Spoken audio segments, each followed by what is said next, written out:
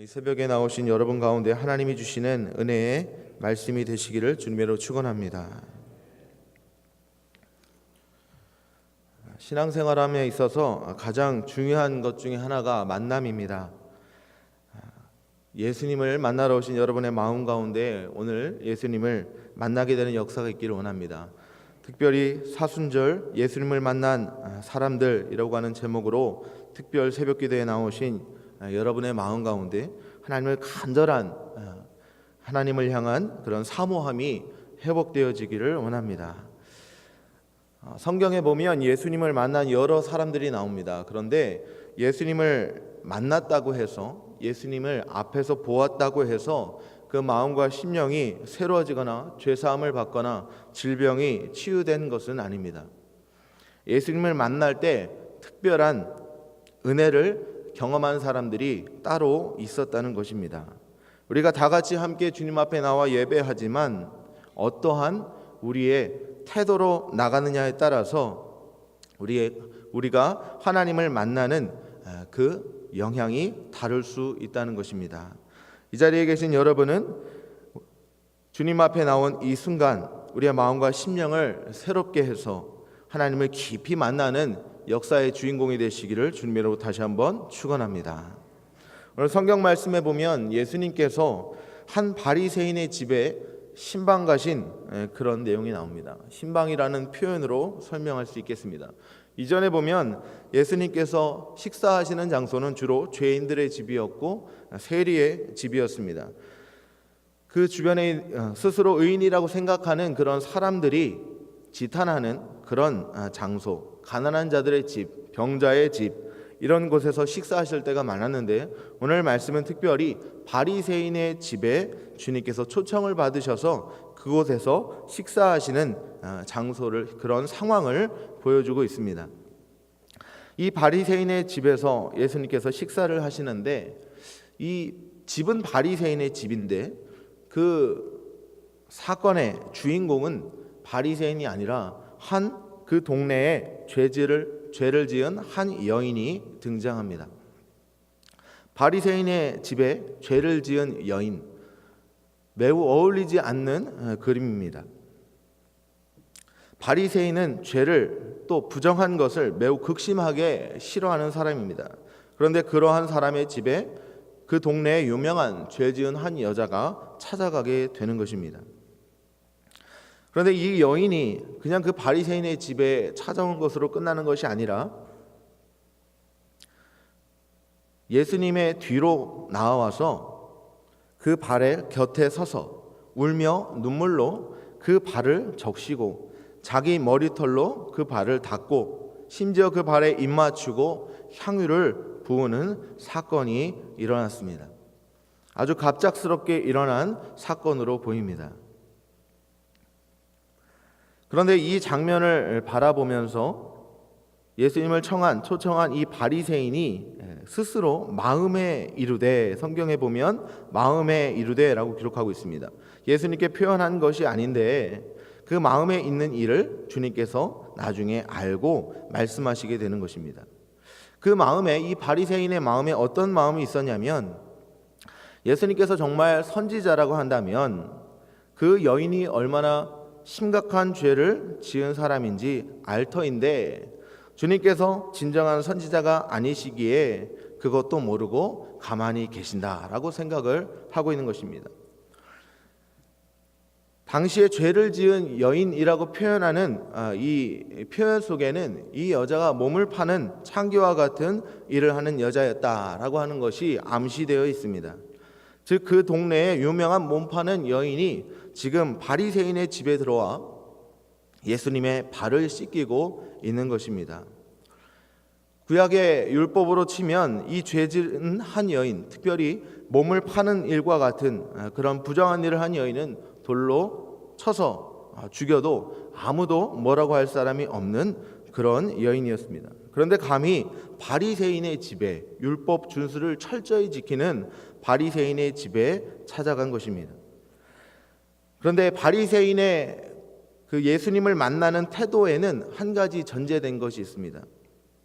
속된 말로 예수님을 향해서 간을 보려고 하는 그런 태도를 갖고 있었던 것입니다. 예수님이 정말 참 선지자인지 아닌지 아직 분간도 못하고 예수님이 했던 여러 가지 그런 능력과 은혜의 말씀들에 정말 깊은 깨달음을 얻지 못하고 주님을 간을 보기 위해 초청한 것이죠.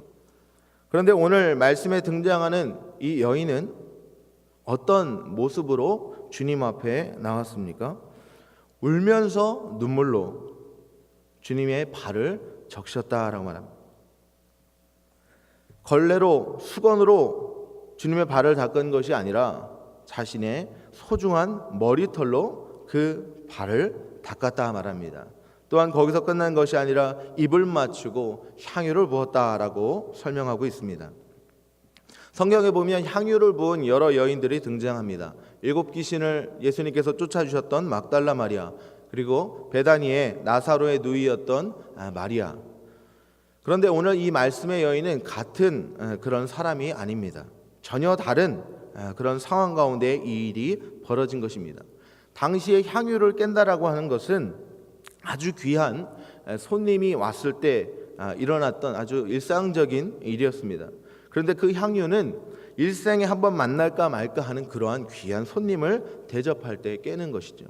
이 향유라고 하는 것은 아라바스타라고 하는 호리병 모양인데, 향유라고 하는 그 특성상 그 향유가 날아가지 않게 하기 위해서 완전히 밀봉해서 이 향유를 쓰기 위해서는 그 병 입구를 반드시 깨뜨려야만 하는 그런 병이었습니다. 이 여인이 그와 같은 모습으로 예수님을 섬길 때에 이 여인의 태도와 바리새인이 예수님의 간을 보는 그 태도는 매우 극명한 대조를 이루고 있습니다. 오늘 주님 앞에 나온 우리의 심정이 바리새인과 같이 되지 않으시기를 주님으로 축원합니다. 오직 하나님의 은혜를 은혜로 받아들이는, 예수님의 은혜를 은혜로 깨닫고 주님 앞에 넙죽 엎드리는 이 여인과 같은 심령이 되시기를 주님의 이름으로 축원합니다. 이와 같은 모습을 보면서 예수님께서 이 시몬의 마음을 아시고 한 가지 비유를 들어 얘기하십니다. 한 사람에게 500데나리온 빚진 자와 50데나리온 빚진 자의 비유를 하시면서 이 두 사람에게 그 빚을 갚을 능력이 없어서 이 주인이 이 빚을 준 사람이 둘 다 탕감해 줄 때 누구를 더 사랑하겠느냐라고 시몬에게 질문을 합니다. 이 바리새인 시몬은 당연히 더 많은 빚을 탕감받은 사람이 더 많이 사랑할 것이다 라고 표현을 합니다. 500데나리온은 오늘날 하루 일당으로 계산해 보면 약 5천만 원, 50데나리온은 약 500만 원이 됩니다. 여기서 500데나리온 빚진 자를 의미하는 것은 이 죄지은 한 여인이고, 50데나리온 빚진 자를 의미하는 것은 이 바리새인입니다. 그 죄의 크기가 10배 이상 차이가 나는 것입니다. 그런데 하나님 앞에서, 예수님 앞에서는 누가 더 은혜를 아는 자라고 예수님께서 말씀하시는 것입니까? 바로 많이 탕감받은 자가 그 은혜에 의하여 더욱더 많이 감사하게 되고 사랑하게 된다는 것입니다. 여러분, 우리가 무엇보다도 이 사순절 주님의 은혜를 깨닫는 복된 시간이 되시기를 주님으로 축원합니다. 은혜를 아는 자가 은혜를 더욱더 많이 받을 수가 있습니다. 성경에 보면 은혜에 의해서는 부익부 빈익빈입니다. 은혜를 더 많이 사모하고 그 받은 은혜를 깊이 묵상하고 그것이 진짜 은혜요 보물인 줄 아는 사람에게 더욱더 많은 은혜를 부어주시게 되기 때문입니다. 누가복음 15장에 보면 탕자의 비유 이야기가 나옵니다. 두 아들이 있습니다. 하나들은 맏아들로서 아버지가 말씀하신 대로 순종을 잘하는 아들입니다. 둘째 아들이 있습니다. 이 아들은 아버지의 마음을 아주 아프게 한 아들입니다. 미리 아버지의 유산을 받아서 흥청망청 사용하고 난 다음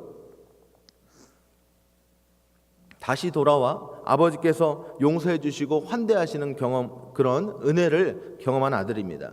그런데 누가복음이 15장이 이 탕자의 비유가 여기서 끝나는 것이 아니라 나중에 잔치집 같은 그 아버지의 집에 돌아온 아들로 인하여 기뻐하는 그 아버지의 집에서 그 마다들이 아버지에게 항의하면서 끝납니다. 그러면 이 마다들이 누구이겠습니까? 바로 바리새인과 같은 사람입니다. 하나님이 지금 자기 곁에 있어도 그 은혜를 깨닫지 못하는 사람, 바리새인 시몬과 같은 사람입니다. 주님이 지금 내게 큰 은혜를 주셨어도 그 은혜에 대해서 너무나 무뎌진 사람, 그 은혜를 은혜로 여기지 못하는 사람, 그 사람이 바로 오늘 성경에 등장하는 바리새인 시몬과 같은 사람인 것입니다. 여러분, 바리새인이라고 하는 사람이 특별히 신약 성경에서 예수님께서 매우 싫어하셨던 이유가 있습니다. 그것은 복음에 대해서 가장 이해하지 못하는 세계관을 가진 사람이었기 때문입니다. 바리새인은 자기의 의로 말미암아 하나님께 사랑받으려고 했던 사람입니다. 즉 하나님께 인정받아야 된다고 생각하며 끊임없이 율법을 지키기를 열심히 했던 사람이죠. 오늘날 우리 가운데도 이와 같은 바리새인의 그 심연 깊숙한 의도를 갖고 있는 경우가 많이 있습니다. 주님 앞에 나와서 구원받았음에도 불구하고 뭔가 더 인정받아야만 괜찮은 것처럼 신앙생활에도 끝없는 경쟁을 하면서 그 경쟁으로 말미암아 또 누군가를 미워하면서 그렇게 신앙생활하고 있는 사람, 하나님 앞에 가장 가까이 있는 것 같지만 가장 멀리 있는 사람, 하나님께서는 오늘 그러한 마다들과 같은 우리의 영적 현실을 바라보면서 가슴을 치고 더 아파하신다는 사실을 기억하시기 바랍니다. 여러분, 우리는 하나님 앞에 나올 때에 정말 내가 죄인이라고 하는 그런 인식을 갖고 나와야 될 줄로 믿습니다. 이 여인은 바리새인과 아주 대조적입니다. 예수님께서도 나중에 이 바리새인을 질책하십니다. 너는 내게 입도 맞추지 않고 발 씻을 물도 주지 않고 내 머리에 감람유도 붓지 않고 내게 아무것도 하지 않았지만 이 여인은 그것보다 더욱더 갑절의 사랑을, 은혜 받은 것을 내게 표현하였다라고 하는 것입니다. 하나님께서 오늘날 우리가 하나님 앞에 섰을 때에 우리에게 이렇게 서운하다고 말씀하시면 여러분, 우리가 얼마나 부끄러울까요? 정말로 죄인이라면 우리가 주님 앞에 죄인과 같은 그런 마음을 갖고 산다면 우리는 주님 앞에 더욱더 겸손한 태도로 나아가야 될 줄로 믿습니다. 주님을 정말 사랑하고 그분이 우리를 모든 크고 정말 죽을 수밖에 없는 사망에 이르는 죄에서 건져주셨다라고 하는 사실을 믿는다면 우리의 허리가 곧아지고 우리의 온 매무새가 바라져야 되고 하나님께 드리는 헌금의 그 태도가 달라져야 되는 것입니다. 오늘 하나님께서 은혜로 말미암아 우리를 구원해 주셨음을 다시 한번 회복하는 복된 시간이 되시기를 주님의 이름으로 축원합니다. 이와 같이 마음에 큰 그 죄 사함의 은혜를 받은 이 여인이 주님 앞에 자기의 마음을 표현했을 때 하나님께 받은 그 은혜는 이 여인의 눈물로서 표현됐습니다. 그리고 하나님을 향한 사랑의 고백은 헌신으로 승화되었습니다. 오늘 주님께 받은 은혜가 우리의 헌신으로 이어지시는 저와 여러분 되시기를 주님으로 축원합니다. 그와 같은 참 자유를 얻고 돌아가기를 우리 하나님께서 원하시는 것입니다. 여러분, 우리는 죄인이었지만 의인인 것처럼 하나님께서 인정해 주셨습니다. 50절에 보면 이렇게 말씀하며 마칩니다. 예수께서 여자에게 이르시되 내 믿음이 너를 구원하였으니 평안히 가라 하시니라. 내 믿음이 너를 구원하였다라고 합니다. 그러면서 평안히 가라 하십니다. 여러분, 이 여인이 인생을 돌아보면 샬롬이라고 하는 단어, 에이레네라고 하는 단어는 절대 어울리지 않는 단어입니다. 그런데 이 여인을 보내는 예수님의 마음은 평안히 가기를 원하시는 거죠. 오랫동안 헤어졌던 부모님과 만나서 헤어질 때에 부모님이 그 떠나보내는 자녀를 바라보면서 잘 가라는 말을 하고 잘 살라고 하는 그 말을 할 때 거기에는 그 짧은 단어지만 짧은 인사이지만 그 부모님의 깊은 바램과 기도와 같은 그런 마음이 담겨 있는 것입니다. 오늘 이 세상에서 죄 많고 수많은 허물로 인하여 지탄받고 살았던 이 여인에게 떠나갈 때에 주님께서 내 믿음이 너를 구원하였으니 이제는 평안히 가라 라고 하시는 이 평안의 단어 가운데에는 제발 이제는 잘 살라고 하는 하나님 아버지의 마음이 있는 것입니다. 여러분, 오늘 이 예배당을 떠나갈 때에 이와 같은 주의 음성 들으시기를 주님의 이름으로 축원합니다. 하나님은 여러분이 평안히 가시기를 원합니다. 세상에 나아갈 때 담대함을 가지고 나아가시기를 원합니다. 지나간 모든 우리의 죄를 세상은 들출 줄 몰라도 하나님은 덮어주시는 은혜입니다. 제발 평안히 가시기를 주님의 이름으로 축원합니다. 오늘 말씀을 우리가 기억하면서 함께 기도하며 나아가기 원합니다. 우리는 죄인이었지만 주님께서 죽을 수밖에 없는 우리의 죄를 덮어주셨습니다. 이제는 평안히 가라 하십니다. 주님 앞에 나온 우리의 심령이 주님을 만나기 원하는 우리의 심령이 정말 간절함으로 회복되어져서 하나님과 함께 평안히 가시는 저 여러분 되기를 원합니다.